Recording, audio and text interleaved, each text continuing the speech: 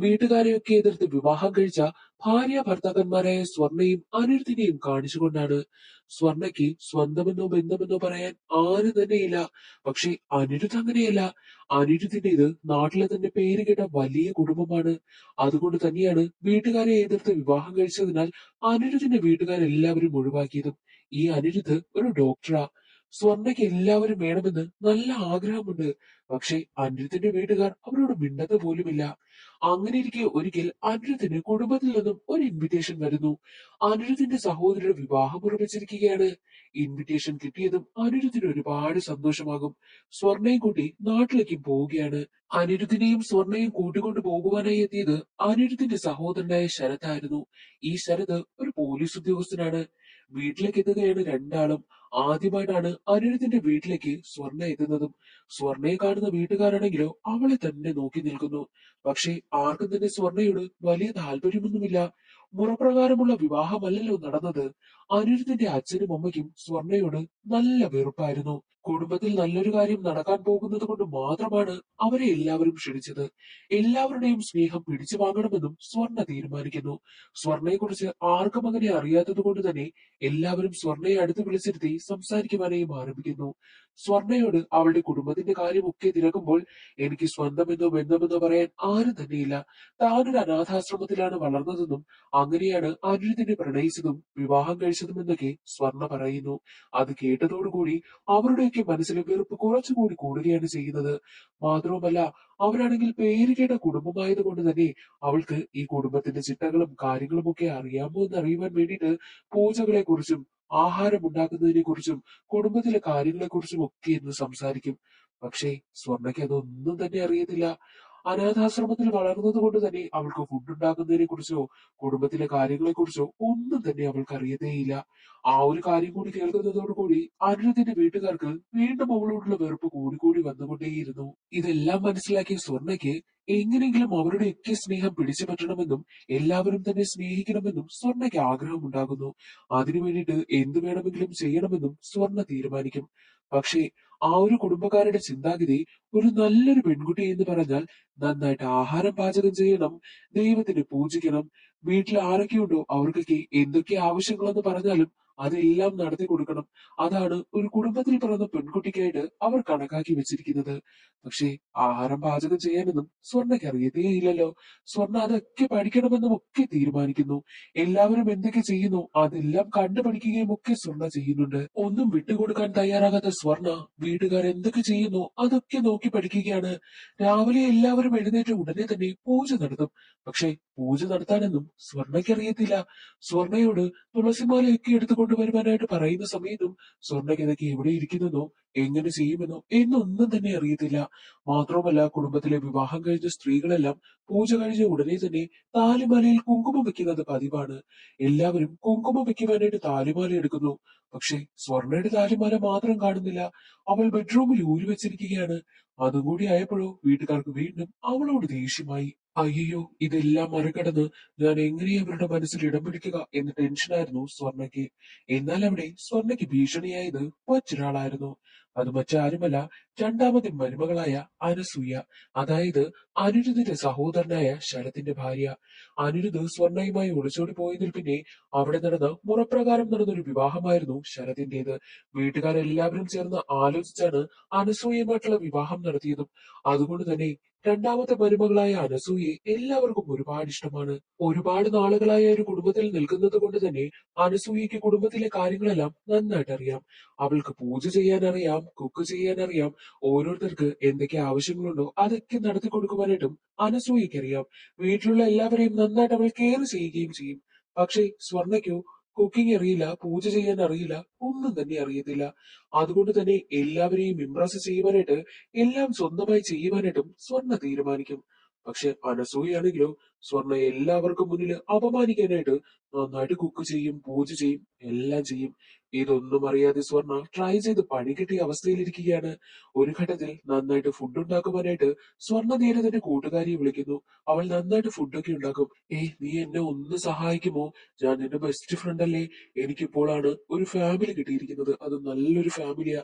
എനിക്കിവിടെ എങ്ങനെയെങ്കിലും കയറി പറ്റണം. അവരുടെ മനസ്സിലൊക്കെ ഇടം പിടിക്കണമെങ്കിൽ നന്നായിട്ട് ഫുഡ് ഉണ്ടാക്കി കൊടുക്കണം. അതിനു വേണ്ടിയിട്ട് നീ എന്നെ ഒന്ന് സഹായിക്കുമോ? എനിക്ക് വേണ്ടിയിട്ട് ഇവിടെ വന്നൊന്ന് ഫുഡ് ഉണ്ടാക്കി തരുമോ എന്നൊക്കെ സ്വർണ്ണ ചോദിക്കുമ്പോഴോ, ഏയ് എനിക്കതിന് പറ്റില്ലടി. എന്റെ ഭർത്താവ് എന്നെ കാണാതെ ഒരു ദിവസം പോലും നിൽക്കില്ല. അദ്ദേഹത്തിന്റെ കാര്യമൊക്കെ ഞാനാ നന്നായിട്ട് നോക്കുന്നത്. ഞാൻ അവിടേക്ക് വന്നാൽ എങ്ങനെ അതൊക്കെ ശരിയാകുമെന്നും കൂട്ടുകാരി പറയുന്നു. കൂട്ടുകാരി വരാൻ തയ്യാറാകാത്തത് കൊണ്ട് അനാഥാശ്രമത്തിലായിരുന്നപ്പോൾ ഞാനല്ലേ നിനക്ക് ചോക്ലേറ്റ് ഒക്കെ കൊണ്ടുവരുന്നത് എന്നൊക്കെ പറഞ്ഞ് താനൊരു അനാഥയില്ല എന്നുള്ള രീതിയിൽ സെന്റിമെന്റ്സ് ആയിട്ടൊക്കെ സംസാരിച്ച് കൂട്ടുകാരിയെ എങ്ങനെയെങ്കിലും വരാമെന്ന് സമ്മതിപ്പിക്കുന്നു. പക്ഷേ വീട്ടിലേക്ക് എങ്ങനെ കൊണ്ടുവരും? വീട്ടിലുള്ളവർക്കൊക്കെ സംശയം തോന്നില്ലേ? അതുകൊണ്ട് തന്നെ കൂട്ടുകാരിയെ അടുത്തുള്ള ഒരു ലോഡ്ജിലാണ് കൊണ്ടുവന്ന് താമസിപ്പിക്കുന്നത്. കൂട്ടുകാരി പറയുന്നത്, ഞാൻ എല്ലാ ദിവസവും നിനക്ക് നന്നായിട്ട് ആഹാരം പാചകം ചെയ്തു തരാം. നീ ആരും അറിയാത്തത് വീട്ടിലേക്ക് കൊണ്ടുവന്ന് വെക്കണം. എന്നിട്ട് എല്ലാവർക്കും വിളമ്പി കൊടുക്കണം. അപ്പോൾ എല്ലാവരും കരുതും നീയാണ് ആഹാരമൊക്കെ പാചകം ചെയ്തതെന്ന്. അല്ലാതെ ഞാൻ പറഞ്ഞു തരുന്നതനുസരിച്ച് നീ ഫുഡ് ഉണ്ടാക്കാൻ നിന്നാൽ ചിലപ്പോൾ ശരിയായില്ലെങ്കിലോ? നീ പതിവ് പോലെ പൂജയൊക്കെ ഒന്ന് കണ്ടുപിടിച്ച് പൂജയൊക്കെ നന്നായിട്ട് ചെയ്യണമെന്നും കൂട്ടുകാരി പറയുന്നുണ്ട്. അതനുസരിച്ച് അങ്ങനെ ചെയ്യാമെന്നും സ്വർണ്ണ തീരുമാനിക്കും. അവർ പ്ലാൻ ചെയ്തതുപോലെ തന്നെ കൂട്ടുകാരി ആഹാരമൊക്കെ പാചകം ചെയ്ത് സ്വർണ്ണയെ കൊണ്ടുവന്ന് ഏൽപ്പിക്കുന്നു. സ്വർണ്ണ രാവിലെ തന്നെ എഴുന്നേറ്റ് കുളിച്ച് റെഡിയായി പൂജയൊക്കെ ചെയ്തതിനു ശേഷം എല്ലാവർക്കും ഭക്ഷണമൊക്കെ വിളമ്പി കൊടുക്കുന്നു. എല്ലാവർക്കും ഭക്ഷണമൊക്കെ ഒരുപാട് ഇഷ്ടമാവുകയാണ്. അങ്ങനെ ദിവസങ്ങളൊക്കെ കടന്നു പോകുന്നു. ഇത് തന്നെയാണ് അവർ തുടർന്നുകൊണ്ടേയിരിക്കുന്നത്. അങ്ങനെ ഇരിക്കെ കൂട്ടുകാരിക്കൊപ്പം മാർക്കറ്റിൽ സാധനം വാങ്ങുവാനായി നിൽക്കുകയായിരുന്നു സ്വർണ്ണ. സ്വർണ്ണയെ ആരോ ഫോളോ ചെയ്യുകയാണ്. അത് സ്വർണ്ണയ്ക്ക് മനസ്സിലായി. എത്ര തന്നെ അവരെ വെട്ടിച്ച് പോകുവാനായിട്ട് നോക്കിയിട്ടും അവർ സ്വർണ്ണയെ ഫോളോ ചെയ്തുകൊണ്ടേയിരുന്നു. ഇനി ഇങ്ങനെ വിട്ടാൽ പറ്റില്ല എന്ന് കരുതി തന്നെ ഫോളോ ചെയ്യുന്ന ആളിന്റെ അടുത്തേക്ക് പോയിട്ട്, ആരാടാ നീ? നിനക്ക് എന്താ വേണ്ടതെന്ന് ചോദിക്കുമ്പോൾ, നീ ജാൻസി അല്ലേ എന്നായിരുന്നു അയാളുടെ മറുപടിയും. അത് കേട്ടതും സ്വർണ്ണയ്ക്ക് വല്ലാതെ ദേഷ്യം വരും. ഞാൻ ജാൻസി ആണെങ്കിലും അല്ലെങ്കിലും നിനക്കെന്താ? ഇനി എന്റെ പിന്നാലെ വന്നു കഴിഞ്ഞാൽ നിന്നെ കൊല്ലുമെന്ന രീതിയിലാണ് സ്വർണ്ണ സംസാരിക്കുന്നത്. അത് കേട്ട് സ്വർണ്ണയുടെ കൂട്ടുകാരി വരെ പേടിച്ചു പോയി. അവനും അവിടെ നിന്ന് പോവുകയാണ് ചെയ്യുന്നത്. എന്നാൽ അയാൾ നേരെ വരുന്നത് ജയിലിലേക്കാ. കർണ എന്നൊരാളിനെ കാണുവാൻ വേണ്ടിയിട്ടാണ് വന്നിരിക്കുന്നത്. ഞാനെന്നൊരു പെണ്ണിനെ കണ്ടു. അവളെ കാണുവാനായിട്ട് ജാൻസിയെ പോലെ തന്നെയാണുള്ളത്. പക്ഷേ അവൾ ജാൻസിയാണോ അല്ലയോ എന്നുള്ളതൊന്നും അറിയത്തില്ല എന്നും അയാൾ പറയുമ്പോഴോ, ഒരു കാര്യം ചെയ്, അവൾ ജാൻസി അല്ല എന്നുണ്ടെങ്കിൽ നീ അവളെ കൊന്നുകളാ. അഥവാ അവൾ ജാൻസിയാണെന്നുണ്ടെങ്കിൽ അവൾ നിന്നെ കൊന്നോളുമെന്നും കർണ പറയുന്നു. കർണ പറഞ്ഞതനുസരിച്ച് ജാൻസിക്കടുത്തേക്ക് പോവുകയാണ് കർണയുടെ കൂട്ടാളികൾ. എന്നാൽ മറ്റൊരു വശത്ത് സ്വർണ്ണ തന്റെ കൂട്ടുകാരിക്കടുത്ത് നിന്നും ഫുഡൊക്കെ റെഡിയാക്കി വീട്ടിലേക്ക് കൊണ്ടുപോകുന്ന പരിപാടിയിൽ ഏർപ്പെട്ടുകൊണ്ട് നിൽക്കുന്ന സമയം തന്റെ വീടിന്റെ പരിസരത്തായിട്ട് വണ്ടിയുടെ ശബ്ദമൊക്കെ സ്വർണ്ണ കേൾക്കുന്നു. ഈ സമയത്ത് എങ്ങനെ ഇവിടെ വണ്ടി വരാനെന്നൊക്കെ അവൾ ചിന്തിച്ചു നോക്കുന്ന സമയത്താണ് ഗേറ്റിന് മുന്നിലായിട്ട് കുറെ പേർ വരുന്നത്. അതിൽ അന്ന് സ്വർണ്ണയെ ഫോളോ ചെയ്തവരും ഉണ്ടായിരുന്നു. അതോടുകൂടി എന്തോ പ്രശ്നമുണ്ടെന്നും സ്വർണ്ണയ്ക്ക് മനസ്സിലായി. അവനാണെങ്കിൽ സ്വർണ്ണയ്ക്ക് അടുത്തേക്ക് വരുന്നു. നീ ജാൻസി അല്ലേ എന്ന് ചോദിക്കുകയാണ്. അല്ല എന്ന് ഞാൻ എത്ര തവണ പറയണമെന്ന് സ്വർണ്ണ പറയുമ്പോൾ ഉടനെ തന്നെ സ്വർണ്ണയെ അറ്റാക്ക് ചെയ്യുവാനായിട്ടും അവൻ ശ്രമിക്കുന്നു. എന്നാൽ സ്വർണ്ണ വിട്ടുകൊടുക്കുമോ? ഇല്ല. അവളും തിരിച്ചു തല്ലുകയാണ്. ഒരുവിധം കഷ്ടപ്പെട്ട് ജീവൻ തിരിച്ചു പിടിച്ചാണ് വന്നവരെല്ലാവരും തിരിച്ചവിടെ നിന്നും ഓടി രക്ഷപ്പെടുന്നത്. സാധാരണ ഒരു കുടുംബത്തിൽ ജീവിക്കുന്ന പെൺകുട്ടി, തനിക്കും ഒരു കുടുംബം വേണമെന്നൊക്കെ ആഗ്രഹിക്കുന്ന ഒരു പെൺകുട്ടി, ഇതുപോലൊരു ഫൈറ്റിൽ ഇറങ്ങുകയാണെങ്കിൽ അവളുടെ പിന്നിൽ ഒരു കഥ കാണുമല്ലോ. സ്വർണ്ണയുടെ ഫൈറ്റ് എല്ലാം കണ്ടുകൊണ്ട് നിൽക്കുകയായിരുന്നു കൂട്ടുകാരി. നീ എന്താ ഇങ്ങനെയൊക്കെ? നീ ആരാ എന്നൊക്കെ കൂട്ടുകാരിയും ചോദിക്കുന്നു. നേരെ കർണയ്ക്കടുത്തേക്ക് എത്തുന്ന കൂട്ടാളിയും അവൾ എന്നെ തിരിച്ചു തല്ലി എന്നുള്ള കാര്യമൊക്കെ പറയും. നിന്നെ തിരിച്ചു തല്ലിയിട്ടുണ്ടെങ്കിൽ അത് ജാൻസി തന്നെയാണെന്നും കർണ പറയുന്നു. അങ്ങനെ കർണയാണെങ്കിലോ ജയിലിൽ നിന്നും ഇറങ്ങുവാനായിട്ടുള്ള എല്ലാ കാര്യങ്ങളും ചെയ്യുകയാണ്. ജാൻസിയാണതെന്ന് മനസ്സിലാക്കിയതോടു കൂടിയാണ് കർണയ്ക്ക് ജയിലിൽ നിന്ന് ഇറങ്ങുവാനായിട്ടുള്ള ആഗ്രഹവും ഉണ്ടായത്. ഇത്രയും നാള് ജയിലില് നല്ല പുള്ളയെ പോലെ കഴിഞ്ഞിരുന്ന ആളാണ് ഈ കർണ. കർണ ജയിലിൽ വെച്ച് തന്നെ ഗ്യാസ് കുറ്റി കൊണ്ട് ചെറിയൊരു ബ്ലാസ്റ്റ് ഉണ്ടാക്കുന്നു. അതിൽ 19 പേര് മരണപ്പെട്ടു പോവുകയാണ്. താനും ആ കൂട്ടത്തിലുണ്ടെന്ന് വരുത്തി തീർത്തിട്ട് ജയിൽ ചാടി രക്ഷപ്പെട്ടു പോവുകയാണ് കർണ ചെയ്യുന്നതും. മറ്റൊരു വശത്ത് സ്വർണയുടെ സ്വഭാവത്തിലുണ്ടാകുന്ന മാറ്റമൊക്കെ കണ്ട കൂട്ടുകാരി, നീ ആരാ? നിനക്ക് പിന്നിൽ എന്തെങ്കിലും കഥയുണ്ടോ എന്നൊക്കെ കൂട്ടുകാരി ചോദിക്കുമ്പോഴാണ് താൻ ആരാണെന്നുള്ള സത്യമൊക്കെ സ്വർണ തുറന്നു പറയുവാനായും ആരംഭിക്കുന്നത്. ആരോരുമില്ലാത്ത രണ്ട് കുട്ടികളായിരുന്ന സ്വർണയും സ്വർണയുടെ കൂട്ടുകാരിയും ഒരേ അനാഥാശ്രമത്തിലാണ് വളർന്നത്. എന്നാൽ ഒരിക്കൽ സ്വർണയുടെ കൂട്ടുകാരിയെ ഒരു ഫാമിലി വന്ന് ദത്തെടുത്തുകൊണ്ട് പോവുകയുണ്ടായി. അന്നു മുതൽ സ്വർണ ഒറ്റയ്ക്കാണ് വളർന്നതും. സ്വർണയ്ക്ക് കൂട്ടുകാരെന്ന് പറയാനോ ആരും തന്നെ ഇല്ലായിരുന്നു.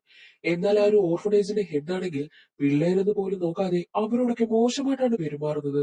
അത് മനസ്സിലാക്കിയ സ്വർണ ഇനി ഇവിടെ നിൽക്കുന്നത് ശരിയല്ല എന്ന് ചിന്തിച്ച് ആരും അറിയാതെ ഓർഫനേജിൽ നിന്നും രക്ഷപ്പെട്ടു പോവുകയുണ്ടായി. പിന്നീട് അങ്ങോട്ട് പല ജോലികളും ചെയ്താണ് സ്വർണ ജീവിച്ചിരുന്നത്. പക്ഷെ ഓരോ ആളുകളും അവളുടെ അടുത്തേക്ക് വരുന്നത് മോശമായിട്ടുള്ള ഒരു കണ്ണോട് കൂടിയാണ്. അവളോട് മോശമായിട്ട് പെരുമാറുവാനൊക്കെ ശ്രമിക്കുന്നു. അതുകൊണ്ട് തന്നെ ഓരോ സ്ഥലത്തു നിന്നും അവൾ രക്ഷപ്പെട്ട് അവസാനം അവൾക്ക് ഒരു ലോഡ്ജിൽ ജോലി കിട്ടുന്നു. ആ ലോഡ്ജിലുള്ളവരും സ്വർണയോട് മോശമായിട്ടാണ് പെരുമാറുന്നതും. എങ്ങനെ ഇവരുടെ ഇടയിൽ താൻ ജീവിച്ചു പോകുമെന്നൊക്കെ സ്വർണ ചിന്തിക്കുന്ന സമയമാണ് കുറച്ചുപേർ ലോഡ്ജിലേക്ക് വരുന്നത്. അവർ ഈ സർക്കാരിനെതിരായിട്ടൊക്കെ പോരാടുന്ന കാട്ടിലൊക്കെ ജീവിക്കുന്നവരാണ്. ഏകദേശം ഈ ഒരു മാവോയിസ്റ്റ് കണക്ക്. അവരെ കാണുന്നതും അവരുടെ കൂട്ടത്തിലുണ്ടായിരുന്ന രണ്ട് സ്ത്രീകളെ കണ്ടതും ഇവർക്ക് എന്ത് ധൈര്യമാ, ഇവരെ പോലെ ഈ ഒരു സമൂഹത്തിൽ ജീവിക്കാൻ കഴിഞ്ഞാൽ എത്ര നല്ലതെന്നൊക്കെ സ്വർണ ചിന്തിക്കുന്നു. അവരോടൊപ്പം ചേർന്ന് സ്വർണ കുറെ കാര്യങ്ങളൊക്കെ പഠിച്ചെടുക്കുന്നു. അങ്ങനെ ഇരിക്കെ ആ ലോഡ്ജിന്റെ ഓണർ ആണെങ്കിൽ സ്വർണയോട് മോശമായി പെരുമാറുവാനും ശ്രമിക്കും. സ്വർണയ്ക്കാണെങ്കിൽ ദേഷ്യം വരികയും അയാൾ എന്നല്ല പഞ്ഞിക്കിടുകയാണ് ചെയ്യുന്നത്.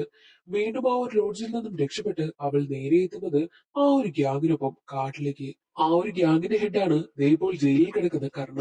അവർക്കൊപ്പം വന്ന് ചേരുകയാണ് സ്വർണ. പക്ഷേ അതേ സമയത്തായിരുന്നു കുറെ കാര്യങ്ങളൊക്കെ സ്വർണയ്ക്ക് മനസ്സിലാകുന്നത്. എന്തെന്നാൽ സർക്കാരിനെ എതിർക്കുകയല്ലേ കർണയും കൂട്ടരും ചെയ്യുന്നത്. എന്നാൽ കർണ മറ്റുള്ളവരുടെ കയ്യിൽ നിന്നും കാശ് വാങ്ങിയിട്ട് തന്റെ കൂട്ടത്തിലുള്ളവരെ തന്നെ ഒറ്റുകൊടുക്കുന്നു എന്നുള്ള കാര്യം സ്വർണയ്ക്ക് മനസ്സിലായി. ഇനി ഇതുപോലെ ഇയാളെ മുന്നോട്ട് വിട്ടു കഴിഞ്ഞാൽ ശരിയാകില്ല. കർണയെ പൂട്ടണമെന്നും സ്വർണ തീരുമാനിക്കുന്നു. അങ്ങനെ കർണയുടെ ഇടപാടുകളെല്ലാം കണ്ടുപിടിച്ച സ്വർണയാണെങ്കിലോ കർണ എവിടെയുണ്ട്, എന്തൊക്കെ ചെയ്യുന്നു എന്നുള്ള കാര്യമെല്ലാം പോലീസിൽ അറിയിക്കുന്നു. അങ്ങനെയാണ് കർണയെ പോലീസ് അറസ്റ്റ് ചെയ്തുകൊണ്ട് പോയതും. ആ ഒരു കൂട്ടത്തിൽ നിന്നും പിന്നീട് സ്വർണ രക്ഷപ്പെട്ടു പോവുകയും ചെയ്തു. അതിനുശേഷമാണ് നല്ലൊരു പയ്യനെ കണ്ടുപിടിച്ച് പ്രണയിക്കണമെന്നും അവനുമായിട്ട് കുടുംബമായിട്ട് ജീവിക്കണമെന്നും തീരുമാനിച്ച് അനിരുദ്ധിനെ കണ്ടുപിടിച്ചതും പ്രണയിച്ചതും വിവാഹം കഴിച്ചതും. ഇതാണ് സ്വർണയുടെ ജീവിതത്തിലൊക്കെ സംഭവിച്ച കാര്യം. ഇതെല്ലാം സ്വർണ തന്റെ കൂട്ടുകാരിയോട് തുറന്നു പറയുകയാണ്. അങ്ങനെ സ്വർണ ഇപ്പോൾ കുടുംബമായിട്ട് സന്തോഷമായിട്ട് ജീവിക്കുകയാണല്ലോ. പക്ഷേ ജയിലിൽ നിന്ന് വരുന്ന കർണ നേരെ എത്തുന്നത് സ്വർണയെ കാണുവാൻ വേണ്ടിയിട്ടും. കർണയ്ക്കൊപ്പം ഉണ്ടായിരുന്ന സമയത്തൊക്കെ കർണയ്ക്ക് ജാൻസി നല്ല നോട്ടമുണ്ടായിരുന്നു. എങ്ങനെയെങ്കിലും അവളെ തന്നെ ബെഡ്റൂമിൽ എത്തിക്കണം, ഇത് മാത്രമായിരുന്നു കർണയുടെ ലക്ഷ്യം. പക്ഷേ അത് നടന്നില്ല. അതിനു മുമ്പേ അവിടെ നിന്നും രക്ഷപ്പെട്ടു പോയ സ്വർണ ഇപ്പോൾ വിവാഹമൊക്കെ കഴിച്ച് ജീവിക്കുകയാണല്ലോ. എന്നാൽ ഇപ്പോൾ സ്വർണയ്ക്കടുത്തേക്ക് എത്തുന്ന കർണ പറയുന്നത്, നീ ഇപ്പോൾ കുടുംബമായിട്ട് സന്തോഷമായിട്ട് ജീവിക്കുകയാണല്ലേ, നീ ഒരാളെ വിവാഹവും കഴിച്ചുവല്ലേ, ഷോ നിന്നെ എന്റെ അടുത്തേക്ക് വരുത്തണമെന്നും നിന്നെ സ്വന്തമാക്കണമെന്നും എനിക്കൊരു ആഗ്രഹമുണ്ടായിരുന്നു എന്നൊക്കെ കർണ പറയുന്നു.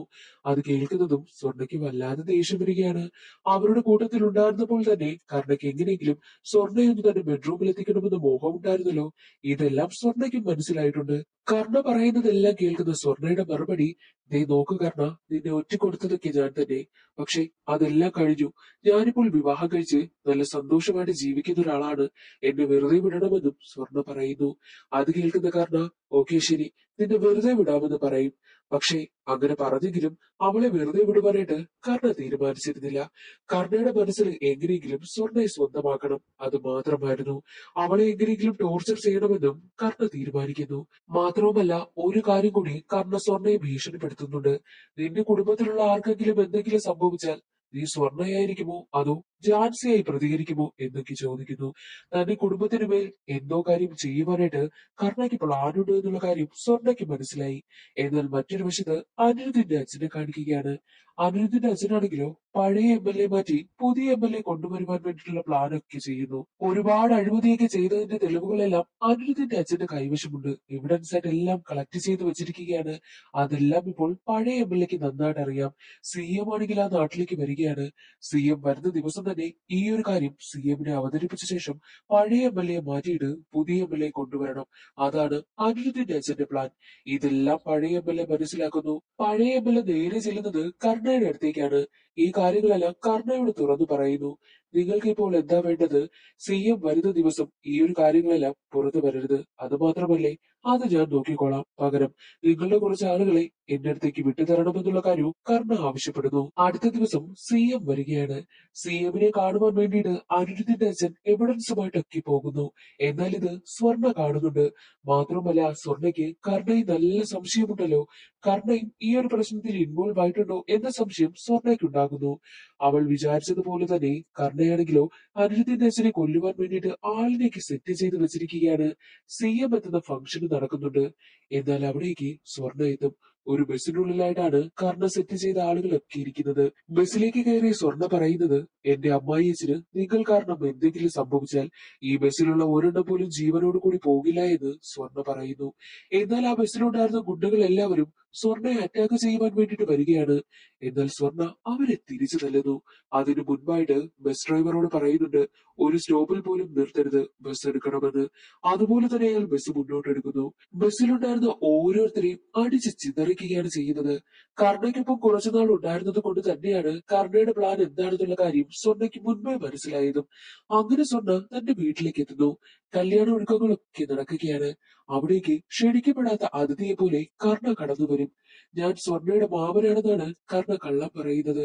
എന്തോ ഉദ്ദേശം കർണയ്ക്കുണ്ട് എന്ന് മനസ്സിലാക്കിയ സ്വർണ്ണ അതെ അതെ ഇതെന്റെ മാമനാണെന്ന് പറഞ്ഞ് കർണയെ അകത്തേക്ക് കൂട്ടിക്കൊണ്ടു പോകുന്നു. നിന്നെ ഇതിനു വേണ്ടിയിട്ടാണോ ഞാൻ എന്റെ ടീമിലേക്ക് കൊണ്ടുവന്ന് ഒരുപാട് കാര്യങ്ങൾ പഠിപ്പിച്ചത്? നീ ഇവിടെ സാമ്പാർ വിളമ്പിക്കൊണ്ട് നടക്കുന്നില്ലേ? നീ എന്റെ കൂടെ വാ. എന്നാലിപ്പോൾ നീ എല്ലാവരും അറിയപ്പെടുന്ന ആളാകും. ഇന്ന് രാത്രി തന്നെ നീ എന്റെ കൂടെ വരണമെന്നും കർണ പറയുന്നു.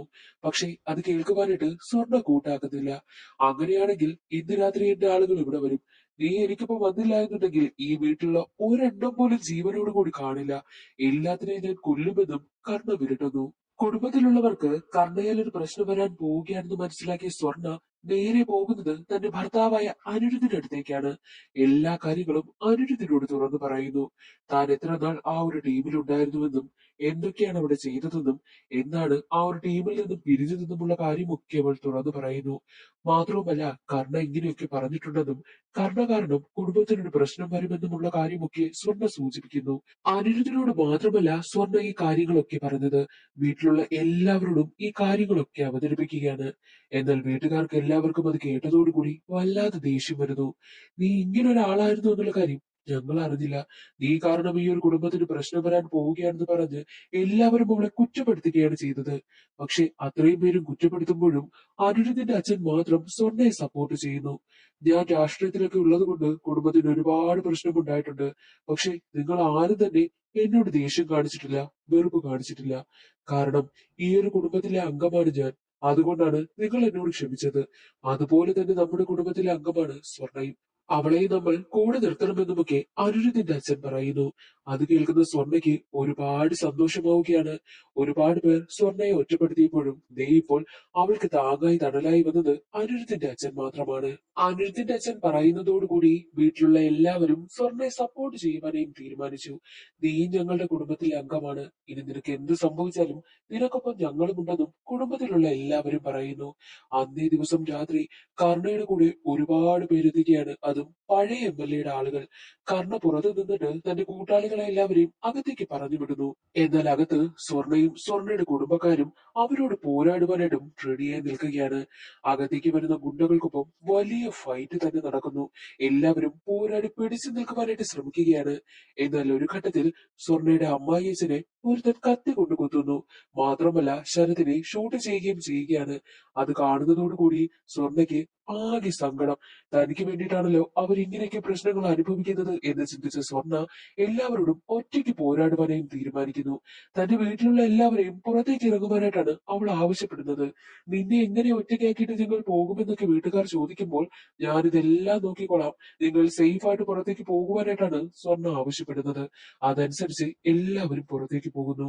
അങ്ങനെ പിന്നെ സ്വർണ്ണ ഒറ്റയ്ക്കാണ് ഗുണ്ടകളോട് പോരാടി നിൽക്കുന്നത്.